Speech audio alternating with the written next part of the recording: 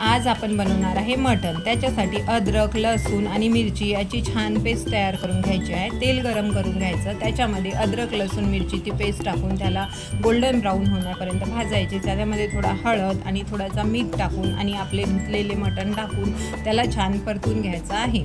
याच्यामध्ये थोडाफार हे मटण शिजून जाते आणि नंतर एक कांदा घ्यायचा आहे आणि त्याला लांब लांब कापून घ्यायचा आहे आणि खोबऱ्याला पेस्ट करून घ्यायची आहे। तव्यावर छानपैकी कांदा ब्राऊन होईपर्यंत भाजून त्याची पेस्ट तयार करून घ्यायची। इकडे आपले मटण पण छान बॉईल झाले आहे, पाणी उकळले आहे। छान एक कांदा बारीक चिरून तेल गरम करून त्याच्यामध्ये कांदा आणि लसूण अद्रकची पेस्ट टाकून त्याच्यामध्ये थोडीशी हळद, थोडंसं लाल तिखट, थोडासा गरम मसाला टाकून याला छानपैकी परतून घ्यायचे आहे आणि त्याच्यामध्ये आपण बॉईल केलेले मटण याच्यामध्ये टाकून द्यायचे आहे आणि छान प्रकारे परतून घ्यायचे।